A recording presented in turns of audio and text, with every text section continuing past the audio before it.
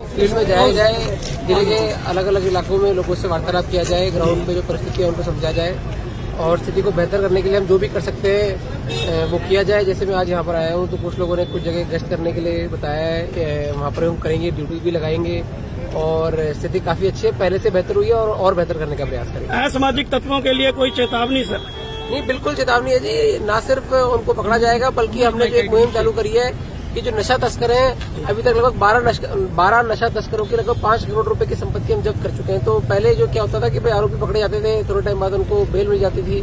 But अभी हमने उनकी जो प्रॉपर्टी अटैचमेंट का काम है 68 NDPS एक्ट में वो हम बड़ी सघनता से कर रहे हैं और बाकी भी अन्य अपराधों में जिन्होंने अपराध करके धनोपार्जन किया है, पैसे कमाए या कोई प्रॉपर्टी वगैरह इकट्ठी कर ली है, उसको भी अटैच कराने का पूरा प्रयास जारी है और आगे भी करते रहेंगे। रुझान रहा हाँ जी, हमने सभी थाने चौकियों में QR कोड लगवाए, हमने दिन देखे भी होंगे, उसको लगे हुए लगभग 2 महीने हो चुके हैं और उसमें आपको जान के हर्ष होगा कि लगभग 95% लोगों ने जो 5 स्टार रेटिंग होती है, उसमें स्टार रेटिंग होती है 1 स्टार 2 स्टार ऐसे 5 स्टार रेटिंग लगभग 95% लोगों ने दी है। उसको डेली पर्सनली मैं खुद मॉनिटर करता हूँ और बहुत अच्छी मतलब पहल है, टेक्नोलॉजी का इस्तेमाल करते हुए लोगों को अपनी बात रखने का मौका आसानी से मिल पाता है। मोबाइल फोन पर ही स्कैन करके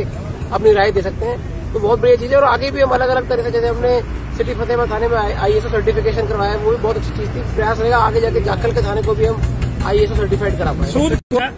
नहीं, आपने जी सही बात कही है। जैसे सूदखोरी में क्या होता है कि भाई कुछ लोग ऐसे होते हैं जो बहुत हाई इंटरेस्ट रेट पे, बहुत ऊंची ब्याज दरों पे लोगों को पैसे देके उनका शोषण करने का काम करते हैं। तो ऐसे हमने लोगों की लिस्ट बनाई है, लगभग 30 लोगों को हमने पूरी तरह आइडेंटिफाई कर लिया है। 30 लोगों के खिलाफ हमने कार्रवाई कर भी दी है, उनमें से एक व्यक्ति कल आपको जानकारी मिली भी होगी। तो मेरा एक तो निवेदन यह है कि भाई कोई भी अगर किसी को लोन लेना है, कुछ भी लेना है, तो आजकल तो बैंक से भी बड़ी आसानी से बिल्कुल उचित ब्याज दरों पर लोन मिल पाता है। तो सूदखोरों के चक्कर में ना पड़े, ये न सिर्फ शोषण करते हैं बल्कि कई बार तो परिवार भी इनमें से तबाह हो जाते हैं और लगातार इन पर कार्रवाई चलती रही। एक तो हमारे नाके लगे हुए परमानेंट नाके, जो पूरे जिले में 7 परमानेंट नाके लगे हुए हैं जी, और यहाँ पर भी जो परमानेंट नाके हमारा जैसे संगरूर डिस्ट्रिक्ट से बॉर्डर लगता है, तो न सिर्फ हम संगरूर प्रशासन से लगातार टच में रहते हैं बल्कि हमारे नाकों को हम लगातार चेक भी करते रहते हैं कि भाई यहाँ से कोई वहाँ से कोई असामाजिक तत्व या कोई चोर वगैरह हमारे एरिया में एंटर ना करे या फिर यहाँ पर कोई वारदात करके वहाँ जाने का प्रयास नहीं करे। तो लगातार हमारे परमानेंट नाके चेक भी करते रहते हैं। और इसके अलावा जो मुनक थाना लगता है, संगरूर डिस्ट्रिक्ट का बॉर्डर लगता है, तो वहाँ पे मान लीजिए कोई जो गाड़ियां वगैरह खड़ी हैं उस थाने में, कई बार क्या होता है कि यहाँ से चोरी करके वहाँ पर गाड़ियां पार्क हो जाती हैं, वहाँ खड़ी हो जाती हैं, तो लगातार वहाँ भी चेक करते रहते हैं कि ऐसी गाड़ियां तो नहीं है जो यहाँ से चोरी हुई हो और वहाँ खड़ी हो। इस प्रकार से लगातार कोऑर्डिनेशन जारी रहता है जी और आगे भी जारी रहेगा। जिस तरह नहीं, आपने बिल्कुल ठीक कहा है कि फतेहाबाद पुलिस ने इस बार भी जो जल भराव की स्थिति थी उसमें बहुत बढ़िया काम किया है। कई बार कई जगह अपना ट्रेन टूटने की भी खबरें आई या कोई पानी बढ़ गया, चांदपुरा में आपको सारी बातें बताई हैं, तो बहुत बढ़िया काम किया है और हमने लगातार ऐसे लोगों का मनोबल बढ़ाने के लिए रिवॉर्ड भी किया है और प्रशंसा भी कर रहे हैं और आगे भी करते रहेंगे। नहीं, जाखल बहुत बढ़िया इलाका है जी, मैं पहले भी कई बार आया हूँ। थोड़े टाइम पहले अपने टोहाना में CM साहब का प्रोग्राम भी था, तो यहाँ से होते हुए उस टाइम भी मैंने देखा था और उससे पहले भी मैंने पैदल गश्त वगैरह करी है और लोगों से मिलने यहाँ पर मैं आता रहता हूँ और बहुत शांतिप्रिय इलाका है। बस एक जो पंजाब से बॉर्डर लगता है, तो कई बार क्या होता है कि कोई अपराधी वगैरह यहाँ से वहाँ चले जाते हैं या वहाँ से यहाँ पर आ जाते हैं, तो उन पर थोड़ी निगरानी रखने की पहले भी आवश्यकता रही है और आगे भी हम उस पर निगरानी रखेंगे।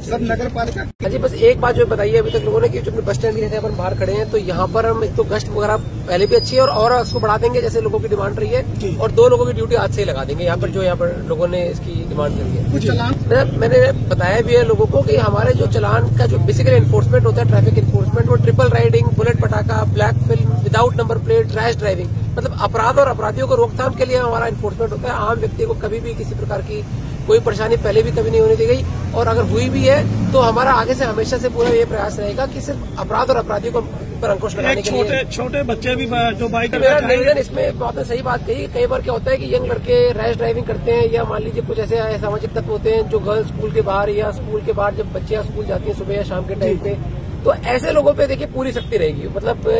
उस पर आप उम्मीद ना करें कि भाई उनको कोई रियायत होगी। जो मतलब समाज में मतलब एंटी सोशल एलिमेंट जो है उन पे पूरी सख्ती जारी रहेगी। और मेरा निवेदन ऐसे बच्चों के परिजनों से भी है कि अपने बच्चों को